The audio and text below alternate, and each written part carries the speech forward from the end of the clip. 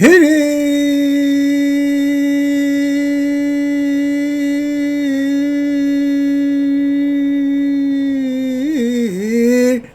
수시는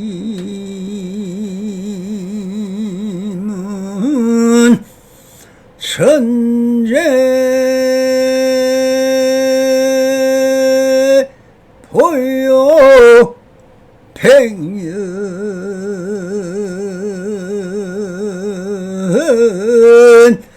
탐물은 일조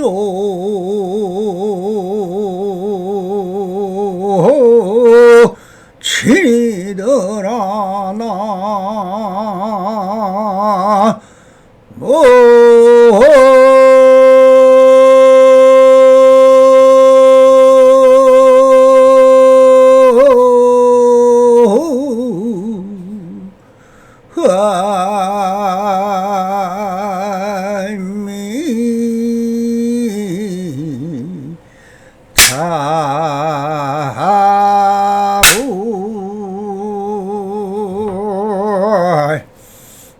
반갑습니다. 시방벗게 편만하신 우리 불보살님들과 오늘도 이렇게 불불상응하옵니다. 평상심이 또입니다. 언제나 안심맹명하시어서 본불본락하옵소서. 바람이. 자, 오늘도 조사선 오가로 법안로 거량 제30편 그대의 주장자가 짧은 모양이군 하는 주제로 이 한편의 법거량을 통하여 한 소식 하시기를 비옵니다. 이제 막 도착한 사람이 조조스님에게 말하였다. 저는 장안에서 여기까지 주장자를 빗게 차고 왔는데 한 사람도 걸리지 않았습니다. 조조스님이 그대의 주장자가 짧은 모양이군 하자 그 스님은 대꾸가 없었다. 스님이 이를 들려주며 대신 깔깔깔 웃었다라고 적혀 있습니다. 오늘 법안선사가 화연시킨 선사는 바로 조주종심 스님이 믿습니다. 조주스님은 너무나 많이 알려진 스님이라 그러나 조주스님에 대하여 좀 더 그 행위처를 알아보고 법거량으로 들어가겠습니다. 조주종선 스님은 불조 정종도역에 있는 조주종심의 목파나 출생 778년 산동성 임치연 입저 897년 조주성 간음원 송명은 학시며 조주종심 중국 당나라 산동성 임치연에서 태어난 선생이고 마조 도일에게 이어지는 남녀보원의 제자이다. 평생 검소한 생활을 하고 시주를 해라고 그러지 않아서 오래된 부처 고불이라 칭명을 받았다. 120세 입적을 하여 상당히 오래 살았다. 특히 화두를 많이 남겨 벽암록에 전하는 100개의 화두 중 12개가 조주종심의 것이다. 어려서 고향의 용흥사에서 출가했다. 숭산 소림사 유리계 들어서 구족계를 받았다. 80세 전까지는 행각 생활을 하였다. 그때 7살 3이라도 배울 것이 있으면 배울 것이고 100살 노인이라도 가르칠 것이 있으면 가르친다는 마음가짐으로 행각을 하였다. 80세가 되어 조주성 동쪽 관음원의 주지가 돼 머물면서 호가 조주가 되었다. 897년 120세로 입정하였고 제자들에게 사리를 주지 말라고 하였다. 120세까지 장수에게 풍요롭고 편안한 일생을 보냈을 것 같지만 오히려 반대였다. 다음은 조주록에 실려있는 12시가 중 일부이다. 조조종심의 솔직한 삶을 드러낸다. 다구는 축시 가난한 마을인지라 절꼬락선이는 말할 것도 없다. 부처님께 맞이 공양은 그만두고 아침 죽거릴 살알조차 없으니 창문 틈새마다 수북히 앉으머니라 바라볼 밖에 반갑지 않은 참새만 째격대고 친한 사람은 하나도 없으니 혼자 앉아 낙엽지는 소리를 듣는다. 누가 말했던가 백출가자는 애정을 끊는 거라고 생각할수록 눈물이나 손수건을 적신다. 해가 높이 뜬 사시 머리 깎고 이 지경에 이럴 줄을 누가 알았으랴. 어쩌다 청을 받아들여 시골 구석 중이 되고 보니 굴욕과 굶주림 처량한 시세 죽을 지경이다. 기다리 장상과 껌둥이 이사 그들은 눈꽃만큼도 나를 존경하지 않는다. 아까는 갑자기 문 앞에 나서는 찾고 달라 총이 꺼달라 때만 쓰다 가더라. 또한 일화에 조주가 남자를 만나는 얘기에 이렇게 전해집니다. 남전 선사가 조주 종심이 자신의 절로자 방장실에 누워있다가 어디에서 왔는지를 물었다. 조조종심은 서상원에서 왔다고 했다.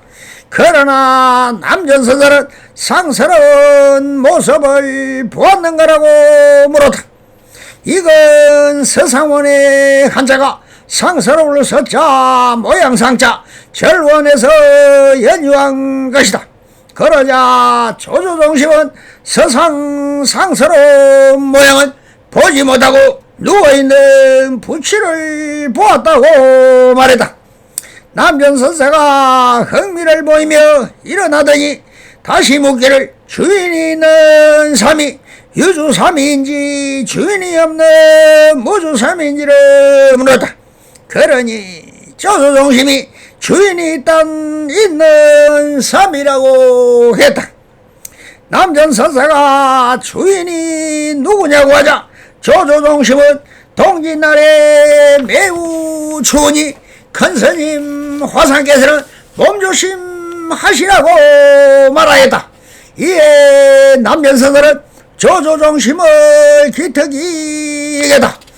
정전 백수자 뜰 앞에 잣나무 어느 한 스님이 조조종심에게 와서 조사해서 서쪽에서 온 이유가 무엇인지를 물었다.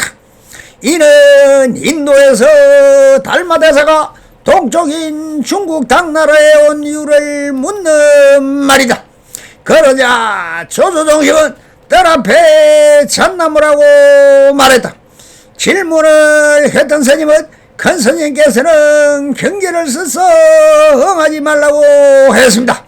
조조동심은 산에 사는 성인은 경계를 서서 응하지 않는다고 했다. 질문했던 스님이 다시 조사께서 서쪽에서 온 이유를 물으니 조조동심은 뜰 앞의 잣나무라고 말했다. 끽따거 차나 마시오라는 화두. 조조동심이 자신이 전해온 성에게 전해온 적이 있는지를 물었다. 성녀는 있다고 말했다. 그러자 조조동심을 차 한잔 마시라고 했다. 조조동심이도 다른 성녀에게 똑같이 전해온 적이 있는지를 묻자 다른 증거가 없다고 말했다. 조조동심이 또다시 차 한잔 마시라고 했다. 이걸 본 원주가 조조동심에게 왜 전해온 적이 있었든 없었든 차를 한잔 마시라고 하는 일을 묻자 조조동심은 원주에게 자네도 차 한잔 마시고 가라고 했다. 문문간 제일치 조조 묻자 개께도 불성이 있습니까? 한 학인이 조조동심에게 개께도 불성이 있냐고 물었다. 조조동심은 없다고 말했다. 그러자 학인은 불성은 부처님으로부터 개미까지 다 있는데 개는 어떻게 없느냐고 다시 물었다. 조조동심은 업식석 중생심이 밟지 못하여 망념이 일어나 업이 움직이는 천모양의 성질을 버리지 못했기 때문이라고 했다.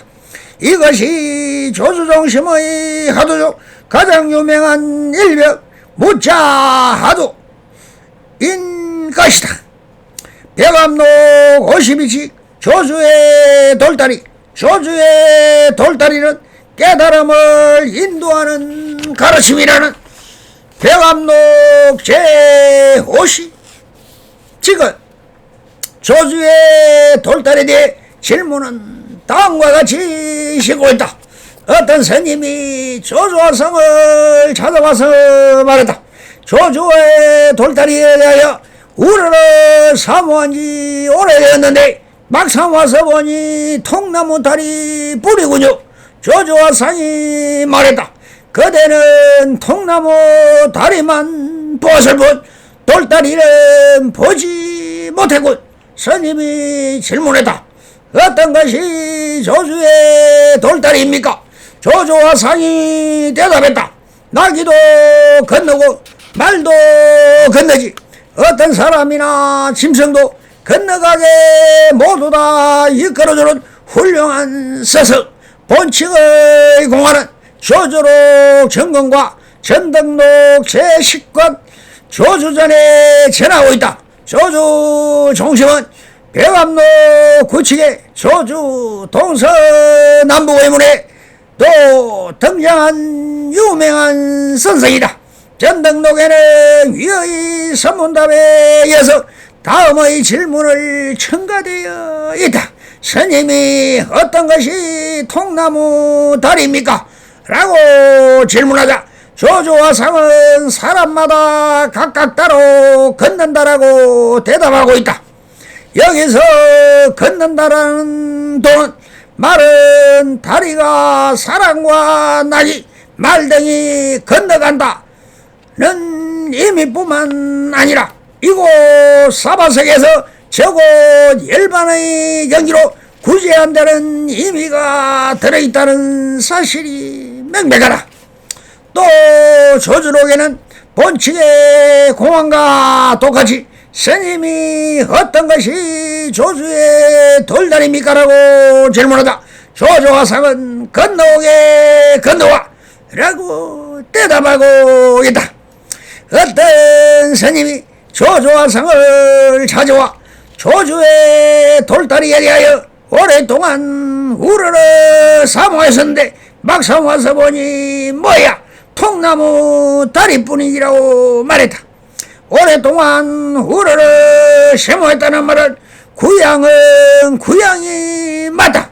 무문관 제28지에 덕산이 용담선사를 찾아가서 오랫동안 용담을 사모하고 찾아갔는데 연못도 없고 용도 보이지 않느라고 덕산의 말과 같은 의미다. 더 원호는 평창에서 하북성 조주 땅에는 돌다리가 있었는데 이 다리는 이영이 만든 것이라고 하며 지금까지 천하에 유명하다. 약책이란 외나무 다리를 말한다라고 설명하고 있다. 종심화상이 거주한 조주의 가나무는 조주성의 동쪽에 있는데 조주의 돌다리를 건너 10리쯤 떨어진 곳이다. 석교로 유명한 곳은 천태산과 남악과 조주의 돌다리 세 곳이다. 실문한 스님은 유명한 장소인 조주의 돌다리를 항상 우러러 사모하고 있었는데 와서 직접 확인해보니 널판지 하나를 걸쳐놓은 다리가 아닌가. 널판지 다리를 비유하여 조주화상을 비판하고 있는 말이다. 즉 조주화상은 안목이 뛰어나고 도가 높은 선지식으로 유명한 항상 존경하고 사모했었는데 찾아와서 직접 보니까 볼품없이 늙고 메마른 영감탱이가 아닌가라는 의미를 내포한 비판의 일침을 내뱉고 있는 말이다. 원호는 그래도 호랑이 수염을 잡아 당기는 사람이 있다고 차가하고 있는 것처럼 조주화상을 상대하여 거침없이 비판할 수 있는 이 스님의 용기를 칭찬하면서 그러나 자칫 잘못하다가 호랑이에게 잡아먹힐 아주 위험에 직면한 사람이라고 비판하고 있다. 조주화상은 그대는 조주의 외나무 다리만 보았을 뿐 진짜 조주의 돌다리인 석교는 보지 못했다라고 말했다. 눈으로 보이는 널판지의 조주다리만 보고 늙어 빠진 조주를 칭찬하고도 조주화상의 진수인 지혜작용을 펼치는 참된 법신을 칭찬하지 못하고 있군. 즉 그대의 눈가기로 보고 듣고 견문각지하는 것만으로 마음이라고 믿고 중요한 본래 볼심을 깨닫지 못하고 있다고 비판하고 있는 말이다. 원호는 역시 조주는 이러한 스님을 상대하는 수단이 노련하다고 차거했다. 마치 늙은 고양이가 쥐를 가지고 노는 것처럼 조주의 접하수단은 너무나 노련하기 때문에 자신의 몸에 먹이로 제시하여 그 스님을 낚아 올리고 있다라고 했다. 즉 스님은 어떤 것이 조주의 돌다리입니까라고 다그치며 질문한 것은 원호의 차거에도 언급한 것처럼 조주화상이 던진 낚시에 걸린 것이다. 사실 질문한 스님은 조주의 돌다리와 널판지 다리 두 가지 다리로 나누어 대립시켜 있는 것부터 커다란 경험을 드러내고 있다. 그러나 조주화상은 조주의 돌다리는 나기도 건너고 말도 건너지라고 태연하게 대답하고 있다. 조주의 돌다리는 시간과 공간을 초월하여 언제나 수많은 사람들뿐만 아니라 짐승도 마차도 모두 원래하며 다니는 다리이다. 조주의 돌다리는 어떤 사람이나 마찬가지로 짐승이 밟고 지나가고 본래 여양 그대로 무심한 경지에서 받아들이고 있는 것처럼 조주의 마음도 무심의 경지에서 평상심으로 일체 차별심을 일으키지 않고 마치 돌다리와 같은 경지라는 사실을 밝히고 있는 말이다. 황백의 설법에 무심한 마음은 허공과 겐지서강의 모래 비하여 다음같이 설하고 있다. 겐지서강의 모래라는 말은 경전에 자주 나오고 있는데 그것에 대하여 부처님은 설법한다. 이 모래는 부처나 보살이나 재성천이나 범천 등의 천인이 그 일을 밟아도 걸어도 별달리 고맙고 감사하며 기쁘게 생각하지 않고 또한 소나 양 곤충 벌레 등이 밟고 지나가도 달리 성내거나 화내지 않는다. 진지한 보물이나 값비싼 향수도 욕심내지 않으며 똥이나 호주 더러운 물질도 싫어하지 않는다. 이 겐지성의 모래 같은 마음을 무심의 마음이라고 한다.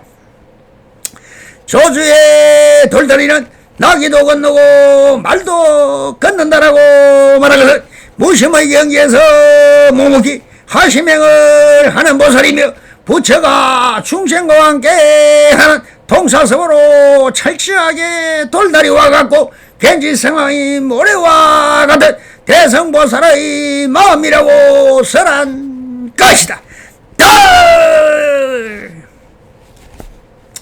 황영 정행품의 다리에 대하여 다음같이 설한다. 만약 교량을 보며 마땅히 원력을 세우라. 중생을 위하여 불법의 다리를 만들어 많은 사람들을 건너게 하여 망령을 쉬도록 하리라고 중생의 제도하는 보현보살의 정의를 다리를 건너 열반의 경지를 쳐다가로 하는 자비로 실행할 것을 쓰라고 있다.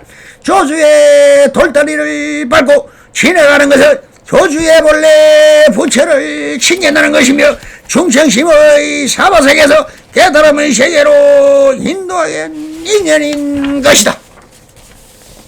조당집 제7권의 설봉은 행각하면서 천태산의 돌다리를 지나면서 다음과 같이 앓고 있다.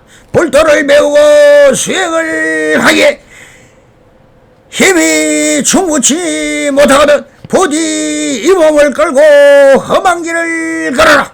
돌다리를 한 차례 지나고 난 뒤에 허망한 이 몸이 다시 나지 않는다. 설도화상은 다음과 같은 개성을 앓고 있다. 고고하게 위술을 부리지 않지만 덜은 떠넘다.